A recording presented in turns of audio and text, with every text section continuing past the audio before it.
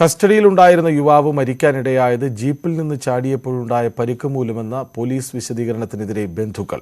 കസ്റ്റഡിയിൽ വെച്ച് മർദ്ദനമേറ്റെന്നാണ് ബന്ധുക്കളുടെ ആരോപണം. തിരുവനന്തപുരം പൂന്തുറയിലുണ്ടായ സംഭവത്തിൽ ഉന്നതതല അന്വേഷണമാണ് ബന്ധുക്കൾ ആവശ്യപ്പെടുന്നത്.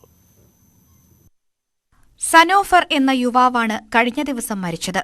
പോലീസ് കസ്റ്റഡിയിലിരിക്കെ ഗുരുതരമായി പരിക്കേറ്റതിനെ തുടർന്ന് 4 ദിവസം വെന്റിലേറ്ററിൽ ചികിത്സയിലായിരുന്നു. ജീപ്പിൽ നിന്ന് ചാടിയപ്പോൾ പരിക്ക് പറ്റിയെന്നാണ് പോലീസ് വിശദീകരണം. കുടുംബവഴക്കിനെ തുടർന്നാണ് യുവാവിനെ ഭാര്യ വീട്ടിൽ നിന്ന് പോലീസ് കസ്റ്റഡിയിലെടുത്തത്. പോലീസ് മർദ്ദനമാണ് മരണകാരണമെന്ന് സംശയിക്കുന്നതായി സനൂഫറിന്റെ പിതാവ് ഇബ്രാഹിം.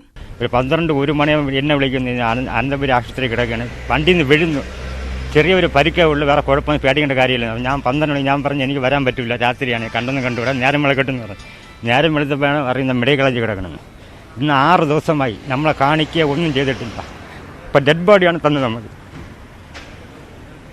എന്ത് സംഭവം ഒരു പിടി കുറഞ്ഞു ചുമ്മാ പൈനാണ് വീട്ടിൽ നിന്ന് വിളിച്ചുകൊണ്ട് പോയി.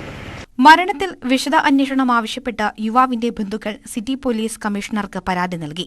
ജില്ലാ ക്രൈംബ്രാഞ്ചാണ് നിലവിൽ അന്വേഷണം നടത്തുന്നത്.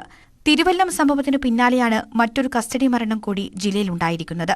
തിരുവല്ലം കേസിലെ അന്വേഷണം സംസ്ഥാന സർക്കാർ CBIക്ക് കൈമാറിയിരുന്നു. സനോഫറിന്റെ മരണത്തിൽ വിശദമായ അന്വേഷണം നടത്തുമെന്ന് മന്ത്രി വി. ശിവൻകുട്ടി അറിയിച്ചു. ന്യൂസ് 18